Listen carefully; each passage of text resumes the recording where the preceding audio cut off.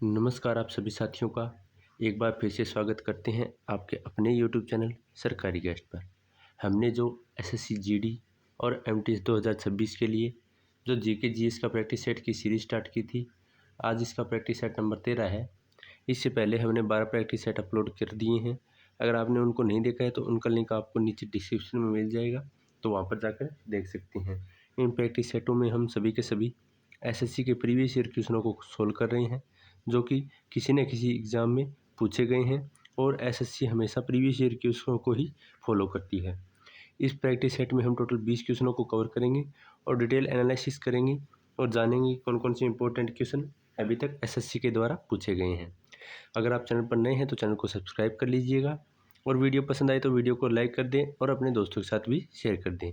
तो चलिए बिना किसी देरी के साथ आज के प्रैक्टिस सेट नंबर 13 की शुरुआत करते हैं। तो बढ़ते हैं आज के पहले प्रश्न की ओर। तो पहला प्रश्न है, इसमें पूछा है राष्ट्रीय मधुमक्खी पालन एवं शहद मिशन का लक्ष्य क्या था। तो राष्ट्रीय मधुमक्खी पालन और शहद मिशन के बारे में पूछा है कि इनका मुख्य लक्ष्य क्या रखा गया था। तो आपके सामने 4 ऑप्शन हैं और इसके सही जवाब की बात करें तो इसका सही जवाब रहने वाला है ऑप्शन नंबर 2, यानी मीठी क्रांति के लक्ष्य को हासिल करने के लिए राष्ट्रीय मधुमक्खी पालन और शहद मिशन की शुरुआत की गई थी।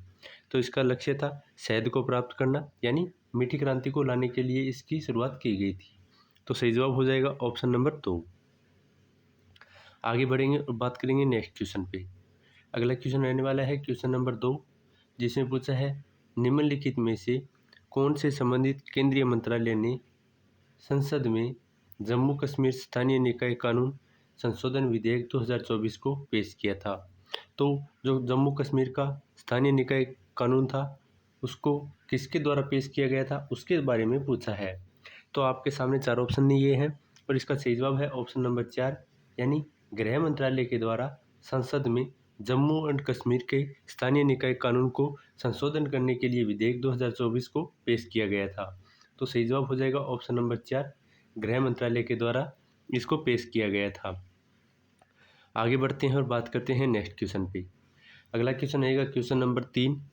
इसमें पूछा है मयूला दुर्मरपाई, जिसे 2022 में भारतीय उपमहाद्वीप में सबसे पुराने लोहे युग स्थल के रूप में अधिसूचित किया गया था और भारत के निम्नलिखित में से किस राज्य में स्थित है। तो पूछा है कि यह लोहे युगीन स्थल भारत के कौन से राज्य में स्थित है। तो आपके सामने 4 ऑप्शन दिए हैं और इसके सही जवाब की बात करें तो राइट आंसर रहेगा ऑप्शन नंबर 3, यानी यह स्थान भारत के तमिलनाडु राज्य में स्थित है। तो बात कर लेते हैं ऑप्शन नंबर 3 इसका सही जवाब रहेगा, जो कि मयूला दुर्मपराई, जो कि सबसे पुराना लोहे युगीन स्थल है और यह तमिलनाडु में पाया गया है। आगे बढ़ते हैं और बात करते हैं नेक्स्ट क्वेश्चन पे। अगला क्वेश्चन रहेगा क्वेश्चन नंबर 4, जिसमें पूछा है आदित्य प्रतीक सिंह सिसोदिया डीजे वाले बाबू गाने में डेब्यू करने वाले रैपर हैं, उसका पेशेवर नाम क्या है। तो यहाँ बात की गई है आदित्य प्रतीक सिंह सिसोदिया की, तो उनके बारे में पूछा है जिन्होंने डीजे वाले बाबू गाना में रैप किया है, उनका पेशेवर नाम क्या है उसके बारे में पूछा है। तो उसके सही जवाब की बात करें तो इसका सही जवाब रहेगा ऑप्शन नंबर 2, यानी बादशाह के नाम से उन्हें जाना जाता है, जबकि उनका वास्तविक नाम आदित्य प्रतीक सिंह सिसोदिया है और उन्होंने डीजे वाले गाने में रैप का काम किया था। तो इस क्वेश्चन का सही जवाब हो जाएगा ऑप्शन नंबर 2, बादशाह नाम से उन्हें जाना जाता है। आगे बढ़ते हैं और बात करते हैं नेक्स्ट क्वेश्चन पे। अगला क्वेश्चन रहने वाला है क्वेश्चन नंबर 5, जिसमें पूछा है यदि कोई मछली झींगा खाती है तो ऊर्जा डैश स्थानांतरित हो जाती है। तो ये पूछा है कि अगर कोई मछली झींगा मछली को खाती है तो उसकी ऊर्जा कहाँ पर स्थानांतरित होती है उसके बारे में पूछा है। तो आपके सामने 4 ऑप्शन है और इसका राइट आंसर है ऑप्शन नंबर 2, प्राथमिक उपभोक्ता से द्वितीय उपभोक्ता में ऊर्जा का स्थानांतरण हो जाता है। तो राइट आंसर हो जाएगा ऑप्शन नंबर 2, प्राथमिक उपभोक्ता से द्वितीय उपभोक्ता में ऊर्जा का स्थानांतरण होगा। आगे बढ़ेंगे और बात करेंगे नेक्स्ट क्वेश्चन पे। अगला क्वेश्चन है क्वेश्चन नंबर 6, जिसमें पूछा है भारत में राष्ट्रीय आपातकाल के दौरान निम्नलिखित में से कौन विधानसभाओं के कार्यकाल को एक बार में अधिकतम 1 वर्ष की अवधि के लिए बढ़ा सकता था। तो जो विधानसभाओं के कार्यकाल थे उन्हें 1 वर्ष तक बढ़ाने की शक्ति किसके पास थी, उसके बारे में पूछा है। तो आपके सामने 4 ऑप्शन दिए हैं और इसके सही जवाब की बात करें तो इसका सही जवाब हो जाएगा ऑप्शन नंबर 2, यानी यह अधिकार संसद के पास था कि वो विधानसभाओं के कार्यकाल को एक बार में 1 वर्ष के लिए बढ़ा सकती थी। तो इस क्वेश्चन का राइट आंसर है ऑप्शन नंबर 2, यह शक्तियाँ संसद के पास उपलब्ध है। चलिए आगे बढ़ते हैं और बात करते हैं नेक्स्ट क्वेश्चन पे।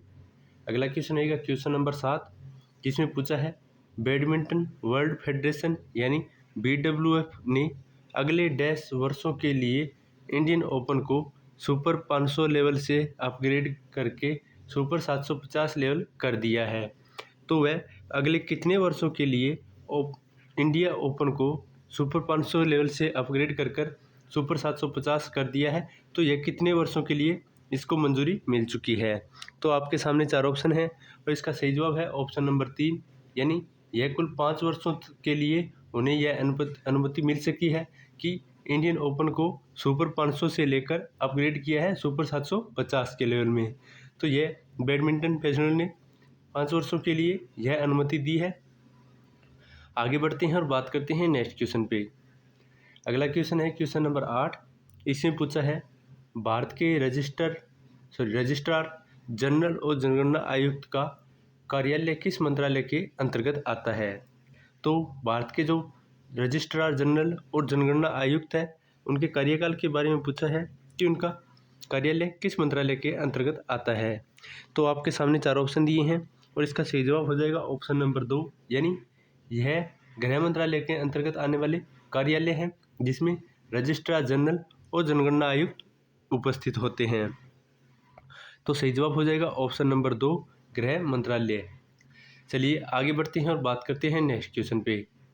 अगला क्वेश्चन है क्वेश्चन नंबर 9, जिसमें पूछा है भारत में हरित क्रांति के बाद कौन सी क्रांति हुई जिसमें फलों सब्जियों के उत्पादन को बढ़ाने पर ध्यान केंद्रित किया गया था। तो हरित क्रांति के बाद भारत में कौन सी क्रांति हुई थी जिसमें फलों और सब्जियों को बढ़ाने के बारे में बात की गई थी। तो आपके सामने 4 ऑप्शन हैं और इसका सही जवाब है ऑप्शन नंबर 4, यानी स्वर्ण क्रांति की गई थी जिसमें फल और सब्जियों के उत्पादन को बढ़ाने पर जोर दिया गया था। तो इस क्वेश्चन का राइट आंसर हो जाता है ऑप्शन नंबर 4। चलिए आगे बढ़ते हैं और बात करते हैं नेक्स्ट क्वेश्चन पे। अगला क्वेश्चन है क्वेश्चन नंबर 10, जिसमें पूछा है रुक्मणी देवी अरुंडेल निम्नलिखित में से किस नृत्य शैली से संबंधित है। तो रुक्मणी देवी अरुंडेल की बात करें तो वह कौन से नृत्य शैली से जुड़ी हुई है। तो आपके सामने 4 ऑप्शन दिए हैं और इसका सही जवाब है ऑप्शन नंबर 2, यानी वह भरतनाट्यम नृत्य शैली से जुड़ी हुई एक कलाकार है। तो इस क्वेश्चन का सही जवाब हो जाएगा ऑप्शन नंबर 2, भरतनाट्यम से। आगे बढ़ते हैं और बात करते हैं नेक्स्ट क्वेश्चन पे। अगला क्वेश्चन रहेगा क्वेश्चन नंबर 11, जिसमें पूछा है किस भारतीय नर्तक या नर्तकी ने 5 दिवसीय नृत्य मैराथन पूरी करने के गिनीज वर्ल्ड बुक 2023 में अपनी पहचान प्राप्त की है। तो लगातार 5 दिनों तक नृत्य करने के लिए किसे नर्तक को जिसे गिनीज बुक वर्ल्ड रिकॉर्ड 2023 में शामिल किया गया है। तो आपके सामने 4 ऑप्शन दिए हैं और इसके सही जवाब की बात करें तो इसका सही जवाब रहेगा ऑप्शन नंबर 3, यानी सृष्टि सुधीर जगताप को यह अवार्ड यानी गिनीज वर्ल्ड बुक रिकॉर्ड 2023 में शामिल किया गया है कि उन्होंने 5 दिनों तक लगातार नृत्य किया है। तो इस क्वेश्चन का राइट आंसर है ऑप्शन नंबर 3, सृष्टि सुधीर जगताप को। चलिए आगे बढ़ते हैं और बात करते हैं नेक्स्ट क्वेश्चन पे। अगला क्वेश्चन है क्वेश्चन नंबर 12, जिसमें पूछा है बहिष्कृत हितकारिणी सभा यानी बहिष्करों के कल्याण हेतु संस्था है का संस्थापक निम्नलिखित में से कौन था। तो बहिष्कृत हितकारिणी सभा के संस्थापक की बात करें तो वह कौन थे। तो आपके सामने 4 ऑप्शन दिए हैं और इसका सही जवाब है ऑप्शन नंबर 1, यानी डॉक्टर भीमराव अंबेडकर, जो कि बहिष्कृत हितकारिणी सभा के संस्थापक थे। तो इस क्वेश्चन का सही जवाब हो जाता है option number 1, doctor BR Ambedkar. चलिए आगे बढ़ते हैं और बात करते हैं नेक्स्ट क्वेश्चन पे। अगला क्वेश्चन है क्वेश्चन नंबर 13। क्वेश्चन नंबर 13 की बात करें तो इसमें पूछा है RGNYIYD यानी राजीव गांधी राष्ट्रीय युवा विकास संस्थान का प्रस्तावित नाम क्या था। तो यानी जब इसे योजना को शुरू किया गया था तो राजीव गांधी राष्ट्रीय युवा विकास संस्थान का प्राथमिक नाम क्या था उसके बारे में पूछा है।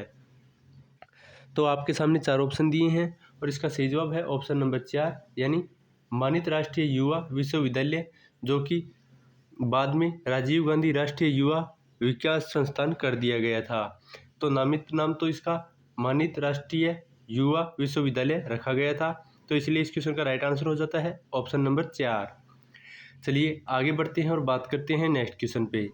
अगला क्वेश्चन है क्वेश्चन नंबर 14, जिसमें पूछा है इंडियन प्रीमियर लीग यानी आईपीएल में ऑरेंज कैप किसे दी जाती है। तो ऑरेंज कैप की बात करें तो यह किसे दी जाती है, तो आपके सामने 4 ऑप्शन दिए हैं और इसके सही जवाब की बात करें तो इसका सही जवाब रहेगा ऑप्शन नंबर 3 यानी लीग में सबसे ज़्यादा रन बनाने वाले खिलाड़ी को ऑरेंज कैप दी जाती है। तो सबसे ज़्यादा जो रन बनाता है उसे ऑरेंज कैप और जो सबसे ज़्यादा विकेट लेता है उसे पर्पल कैप दी जाती है। तो ऑरेंज कैप में जो सबसे ज़्यादा अधिक रन बनाता है उसे ऑरेंज कैप दी जाती है। तो इसलिए इस क्वेश्चन का राइट आंसर हो जाता है ऑप्शन नंबर 3, सबसे ज़्यादा रन बनाने वाले खिलाड़ी को ऑरेंज कैप से सम्मानित किया जाता है। आगे बढ़ते हैं और बात करते हैं नेक्स्ट क्वेश्चन पे। अगला क्वेश्चन रहेगा क्वेश्चन नंबर 15, जिसमें पूछा है नमूना पंजीकरण प्रणाली 2020 के अनुसार भारत में शिशु मृत्यु दर कितनी है। तो भारत में शिशु मृत्यु दर की बात करें तो वह 2020 के अनुसार कितनी है, तो आपके सामने 4 ऑप्शन दिए हैं और इसका सही जवाब है ऑप्शन नंबर 1 यानी प्रति 1000 जीवित जन्मों पर 28 बच्चों की जो मृत्यु हो जाती है, तो वह भारत के 2020 की जनगणना के अनुसार है, जिसमें प्रति 1000 जीवित जन्मों पर 28 बच्चों की मृत्यु हो जाती है। तो इस क्वेश्चन का सही जवाब हो जाता है ऑप्शन नंबर 1 28। चलिए आगे बढ़ते हैं और बात करते हैं नेक्स्ट क्वेश्चन पे।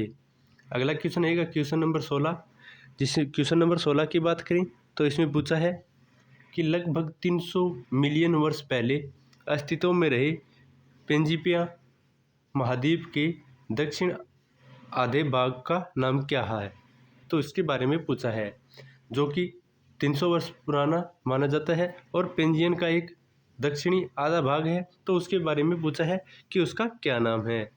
तो आपके सामने 4 ऑप्शन है और इसका सही जवाब है ऑप्शन नंबर 4, उसे गोंडवाना के नाम से जाना जाता है, जो कि महाद्वीप के दक्षिण आधे भाग का नाम है।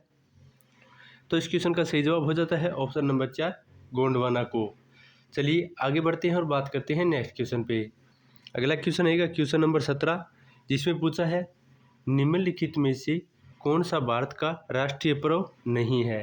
तो ऐसा कौन सा है जो कि भारत में राष्ट्रीय पर्व के रूप में नहीं मनाया जाता है। तो आपके सामने 4 ऑप्शन है और इसका सही जवाब है ऑप्शन नंबर 2 यानी राष्ट्रीय एकता दिवस। तो राष्ट्रीय एकता दिवस जो कि भारत का एक राष्ट्रीय पर्व नहीं है, तो इसका राइट आंसर हो जाएगा ऑप्शन नंबर 2। बाकी स्वतंत्रता दिवस, गांधी जयंती और गणतंत्र दिवस, ये तीनों के तीनों भारत के राष्ट्रीय पर्व हो जाएंगे, बल्कि ऑप्शन नंबर 2 इसका राइट आंसर रहने वाला है। तो राष्ट्रीय एकता दिवस जो कि एक राष्ट्रीय पर्व नहीं है।